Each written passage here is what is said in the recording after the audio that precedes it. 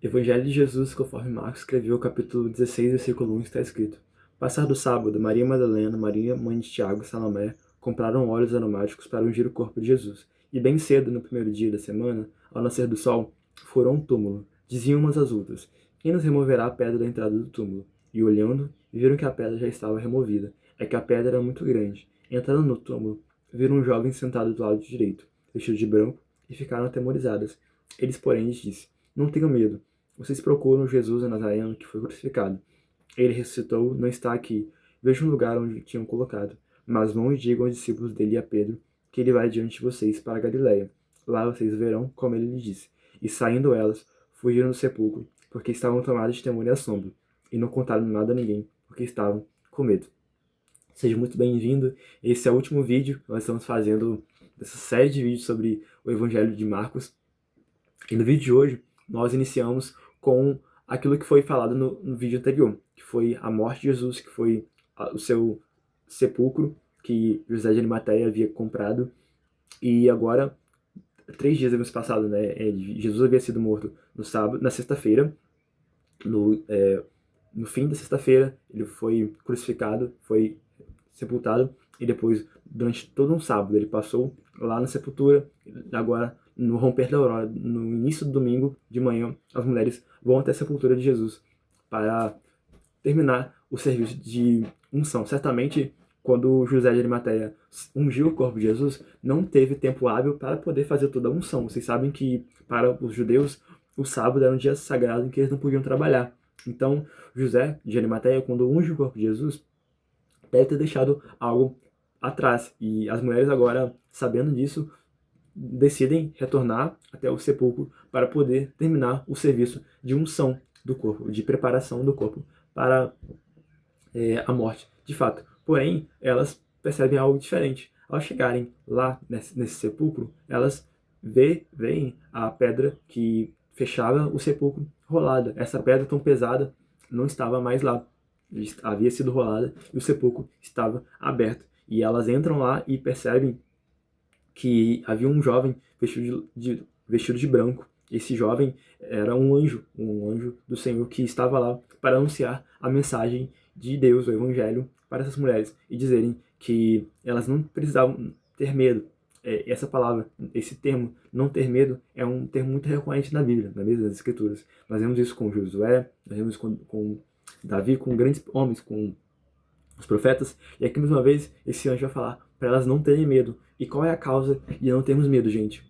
Jesus está vivo. A ressurreição de Jesus é a principal convicção, o principal fundamento da nossa crença, da nossa fé. É porque ele vive, nós podemos ter vida também. Porque ele ressuscitou, nós não precisamos temer, não precisamos mais ter medo. Eis que o anjo que aparece às mulheres vai dizer: vocês procuram Jesus, o Nazareno que foi crucificado. Ele ressuscitou, não está aqui. Elas são chamadas a verem o lugar onde eles estavam e, ao ver isso, avisar isso aos discípulos, a mostrar para eles que Jesus não estava morto, que Jesus havia ressuscitado. Isso é a maior bênção, a maior mensagem que nós temos para pregar, para testemunhar a ressurreição de Cristo. E aqui no versículo 8, alguns manuscritos mais antigos, mais originais, trazem a conclusão aqui mesmo, nesse versículo 8. E apenas manuscritos mais recentes trazem do versículo 9 ao 20, que nós iremos ler. A gente pode perguntar: nossa, por que está aqui, né? Por que foi considerado esse versículo? Será que esses versículos podem ser considerados divinamente inspirados? Será que eles foram apenas um acréscimo?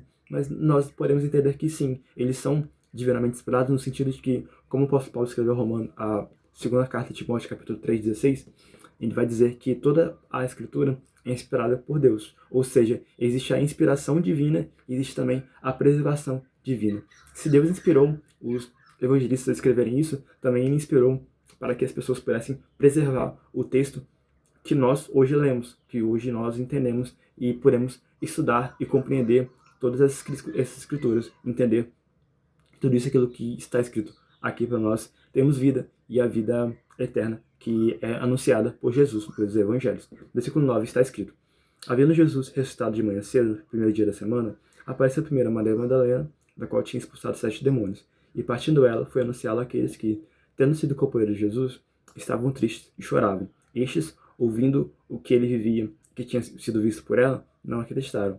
Depois disso, Jesus manifestou-se em outra forma a dois deles que estavam a caminho do campo, e indo eles vão anunciar aos demais, mas também a estes dois eles não deram crédito. Aqui talvez o que pode saltar aos nossos olhos é a divergência entre o relato de Marcos com os outros relatos evangelísticos. Aqui nós vemos que aparece um anjo para as mulheres, aparece apenas esse anjo, a Maria e as outras mulheres, e não aparecem os discípulos. E outros evangelhos vão dizer que aparecem dois anjos aos discípulos, aparece o próprio Jesus a eles. E como nós podemos talvez conciliar essas aparentes contradições, essas aparentes divergências? Talvez podemos aqui usar do argumento que os próprios juízos, os próprios testemunhos de defesa na área de direito usam, que é quando um testemunho é fiel, é tido como verdadeiro, quando o tópico central, quando o principal assunto é tido como unânime, quando o principal assunto é preservado, mas os tópicos superficiais, as coisas que não alteram a mensagem principal, podem divergir sim. Isso é o que vai também trazer a confiabilidade de um testemunho, de um relato. Se o relato está redondinho, quando todas as coisas estão muito parecidas, é um sinal de que aquele relato é inventado. Mas quando os relatos do Evangelho trazem essas divergências, um anjo para um, dois anjos para outro, o próprio Jesus manifestando-se para outros, isso mostra que a mensagem principal é a ressurreição de Jesus. Mas as coisas superficiais, as coisas aparentes, podem divergir para que o relato evangelístico tenha ainda mais confiabilidade, para que o relato tenha ainda maior peso para nós confiarmos nele. E é isso que nós vemos aqui. Então, havendo Jesus ressuscitado, ele aparece primeiro a Maria Madalena, depois ele passa a dois discípulos que estavam a caminho do campo. Aqui pode ser uma menção àquilo que Lucas escreve em seu evangelho dos discípulos a caminho de Emaús. E Jesus aparece a esses discípulos, eles a princípio não tinham entendido que ele era o próprio mestre que havia sido ressuscitado, e ao partir o pão, eles têm os seus olhos abertos e veem Jesus. E ao perceberem Jesus ali, eles retornam para o lugar onde os discípulos estavam para pregar e para testemunhar. E é isso que uma testemunha faz, gente. Ela fala daquilo que ela experiencia. Ela fala daquilo que ela vê, daquilo que ela ouve, daquilo que ela toca. O testemunho, a pessoa que testemunha, fala daquilo que ela tem como vida, daquilo que ela tem experienciado em sua vida. Então é isso que as mulheres fazem aqui também. Uma vez que elas têm essa mensagem que o anjo traz a ela, uma vez que também Jesus aparece a Maria Madalena, então essas pessoas que têm um encontro com Deus não sabem fazer outra coisa senão testemunhar, senão proclamar a mensagem, proclamar aquilo que em grego significa querigma, a mensagem, significa a pregação. Nada além do Evangelho, nada menos do Evangelho do que o Evangelho, apenas o Evangelho. Isso que traz vida, isso que traz aquilo que o apóstolo Paulo escreve em Romanos 1,16, o poder de Deus para a salvação de todo aquele que crê. E é sobre pregação que nós iremos concluir o vídeo de hoje, versículo 14. Finalmente, Jesus apareceu aos 11, quando estavam à mesa, e censurou-lhes a incredulidade e a dureza de coração, porque não deram crédito aos que o tinham visto já ressuscitado, e disse-lhes: vão por todo mundo e preguem o evangelho a toda criatura. Quem crê e for batizado será salvo, quem porém não crer será condenado. Estes sinais acompanharão aqueles que creem. Em meu nome expulsarão demônios, falarão novas línguas, pegarão em serpentes. Se beberem alguma coisa mortífera, não lhes fará mal, e se puserem as mãos sobre enfermos, eles ficarão curados. Pregação. Essa talvez pode ser o resumo, esse pode ser o resumo de tudo aquilo que foi lido aqui. Jesus, o primeiro pregador, o primeiro testemunho, a primeira testemunha de fato do reino dos céus, agora haveria de se afastar dos seus discípulos e deixa com eles essa missão de contribuir, de colaborar para o reino. Nós temos também esse ministério da reconciliação. O apóstolo Paulo escreve isso na sua segunda carta aos Coríntios. Jesus aparece aos 11 discípulos, porque Judas não estava mais entre eles, e agora ele passa a censurar a incredulidade, passa a censurar a falta de fé que eles tinham nele. E nisso, ele agora vai ordená-los que eles fossem por todo mundo e pregassem o evangelho. Mas não apenas pregar, apenas falar por si só, mas para que as pessoas pudessem acreditar em suas palavras, que pudessem ter a crença de fato fundamentada, era necessário que elas vissem algumas coisas, que vissem alguns sinais. Assim como Jesus realizou vários sinais durante seu ministério na terra, também os seus discípulos, as pessoas que fossem enviadas por ele, também teriam essa mesma autoridade para pregar o evangelho. É isso que ele fala que em seu nome as pessoas poderiam realizar vários sinais, a expulsão de demônios, a fala de novas línguas e também a sua própria defesa, a sua própria resistência a coisas que poderiam ser nocivas ao corpo humano.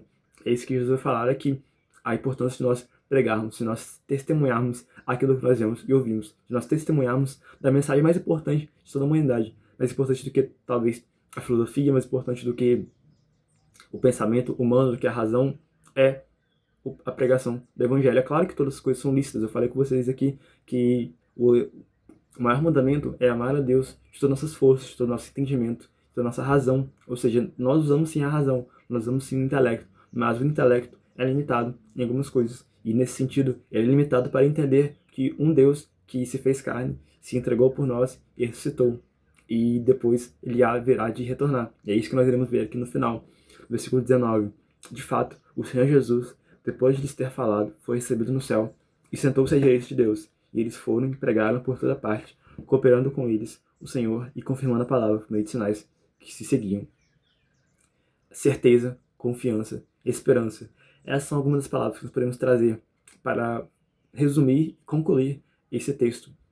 Temos a certeza de que Jesus haverá de retornar. Temos a esperança de que o mesmo Deus que foi haverá de vir. Temos a confiança de que a palavra que Jesus fala não volta vazia. É confiarmos que, ainda que nós soframos grandes dores no tempo presente, como nós falamos no texto escatológico, capítulo 13, temos a confiança de que em todas essas coisas nós somos mais do que vencedores. É confiarmos de que aquele que prometeu é fiel para cumprir.